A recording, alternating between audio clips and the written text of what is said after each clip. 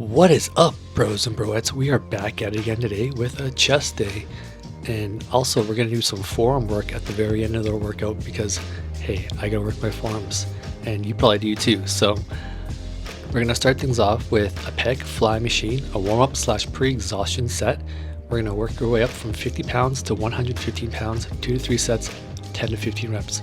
And essentially what a pre-exhaustion set is, well, you're just working your surrounding muscles. You're working the chest, the front delt, some of the arms, and essentially what you're trying to do is you're trying to warm up the chest, drive all the blood into the chest muscles, so that way when you go into a heavy set of a compound movement, you're not prone to injuring yourself. So this is kind of like insurance.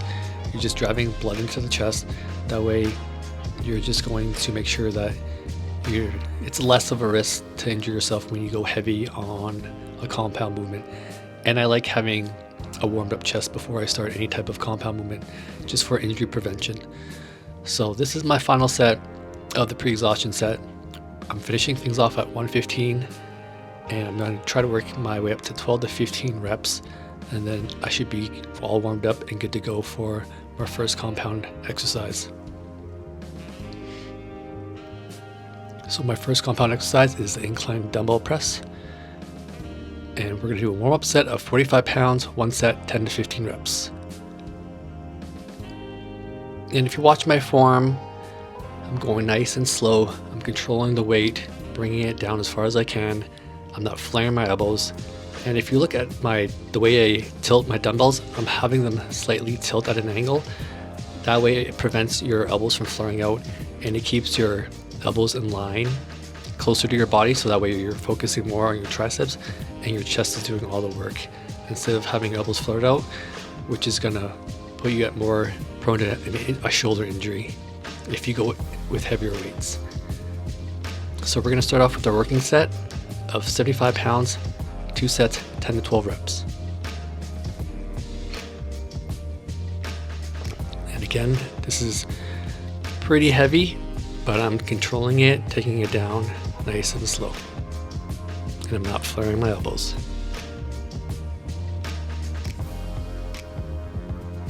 The weight is relatively light, so I am slightly locking out at the top for a better squeeze and contraction. But as the weight gets heavier, I won't be locking out my elbows.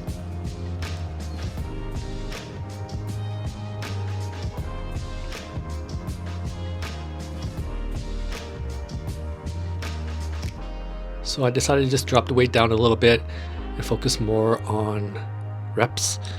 So we're going to do 60 pounds, one set, 10 to 12 reps. And we're just going to control the weight nice and slow, squeeze it at the top. And again, you can see how from the back, how I angle my dumbbells. They're slightly tilted. That way, when they're tilted that way, the elbow path follows that tilt. So that way it doesn't allow your elbows to fully flare out. And it makes pressing power a lot better in this form.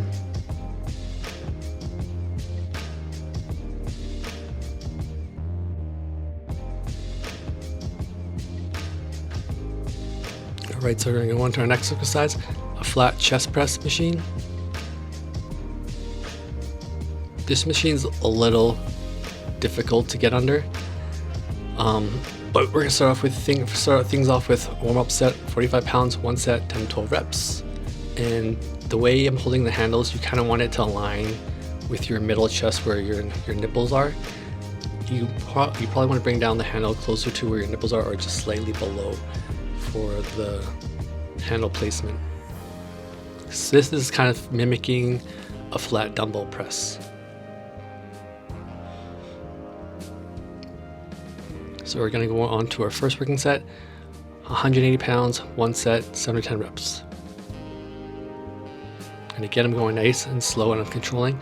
However, I am not locking out at the top because this is a lot of weight. So I'm stopping short of locking out.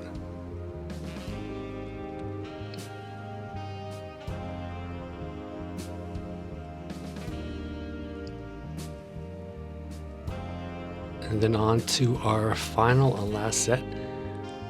We are going to do 270 pounds, one set, 7 to 10 reps.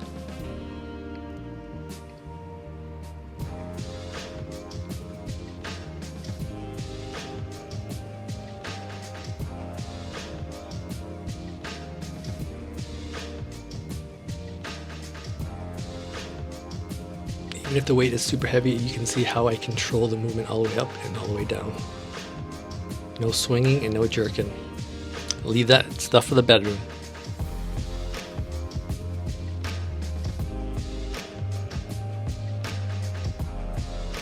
And we're just going to do a drop set, and I'm just going to burn out with as many reps as possible. 90 pounds, 1 set till failure.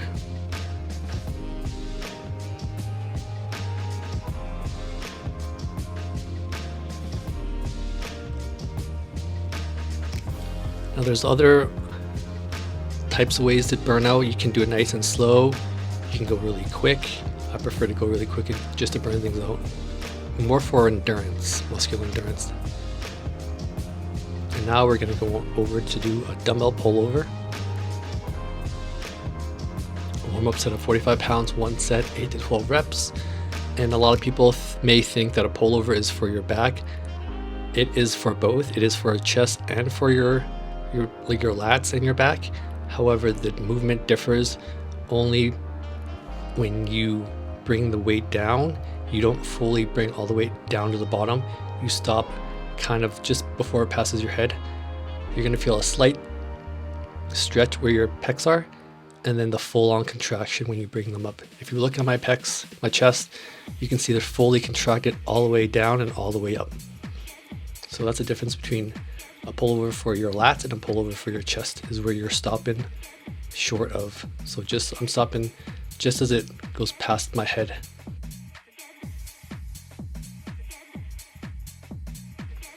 We're going to do another working set.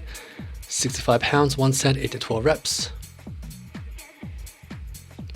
And as I was saying before, if I let the dumbbell try to touch the floor, then that automatically goes into a dumbbell pullover for your lats and your back.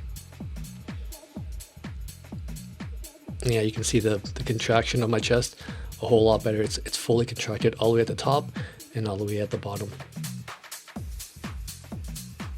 So this is a great way to stimulate your chest, your entire chest.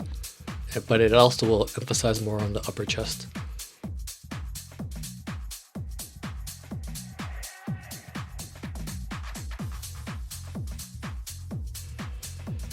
As for form and feet placement, I like to have my feet on the bench. It keeps my back flat, but you can do it various other ways as well. And we're going to finish things off with the final set, 70 pounds, 1 set, 8 to 10 reps.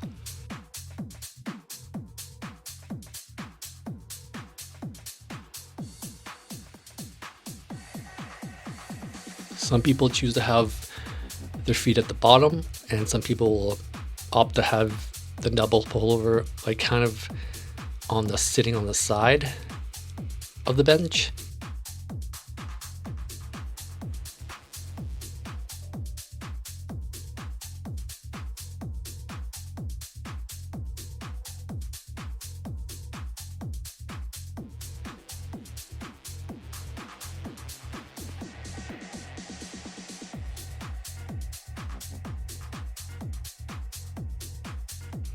Now we're going to do an incline chest Smith machine at a high incline, a warm-up set of 135 pounds, 1 set, 8 to 10 reps.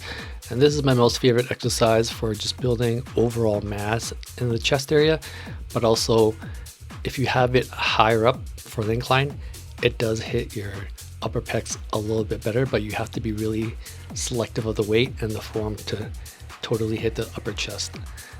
So it's almost like a guillotine press where it's coming down to your neck, but you don't want it to go all the way through.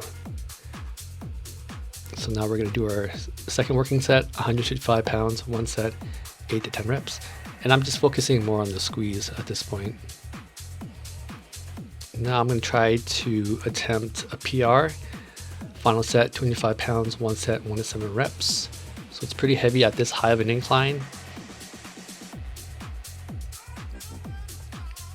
But I managed to do 3 reps, but I have some gas in the tank, so I'm just going to drop it down and do a burnout set, focusing more on the stretch and the squeeze. And we're going to drop things off at 135 pounds, 1 set till failure.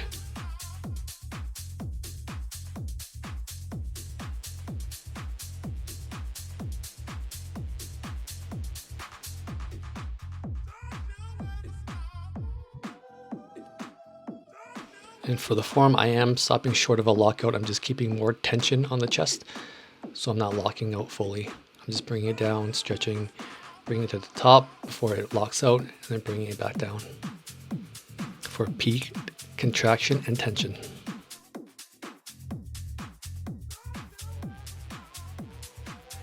Now we're going to finish things off with just forearm work. Our chest day is totally done now. We're going to do a barbell wrist curl, working set 50 pounds, one set, 12 to 20 reps. And what you're going to do is just you're going to sit on the middle of the bench, and you're going to have your arms lay out flat at the edge of the bench, and you're just going to wrist curl the barbell all the way down and all the way up. And you want it to go down, you want the barbell to go down to as low as possible, where it's almost just like you're almost going to drop it, because that's going to be a deep stretch. And then when you curl it up, you want to hold it for a couple seconds for a tight contraction. You don't want the barbell to slip through your fingers, but you almost want it to fall out of your fingers, but not quite.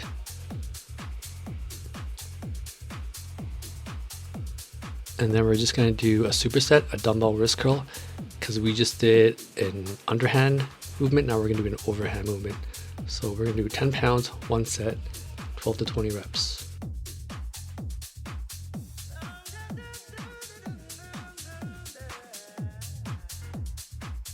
Doing an overhand movement for wrist curls will work another portion of the forearm that the underhand won't.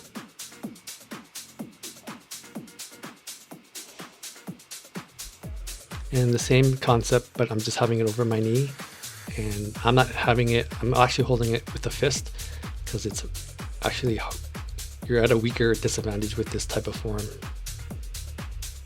And again, we gotta do a quick pump check, because the pump was looking pretty decent in this lighting. All right, so let's finish this things off, and we're just going to up the weight. I do a working set of 70 pounds, one set, 12 to 20 reps.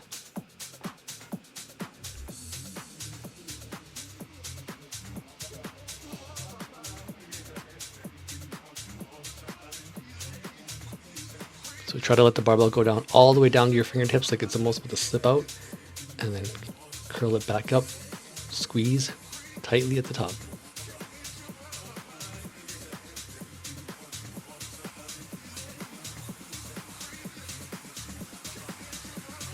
I find that the forearms can grow at different type of rep ranges, so you want to work on all different types of rep ranges.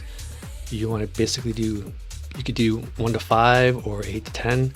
I like doing high rep ranges for my forearms because it's better for muscular endurance, and it helps with those dead hangs. So I do recommend doing a lot of forearm work for that.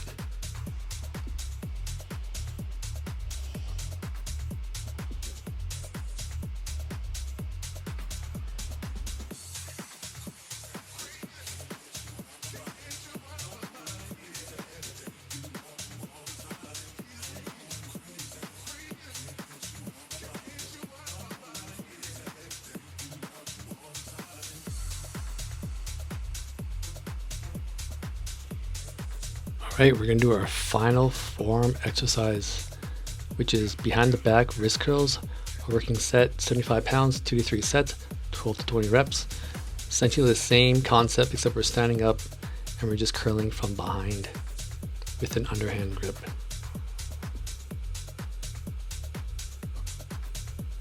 This will definitely hit your forearms really hard.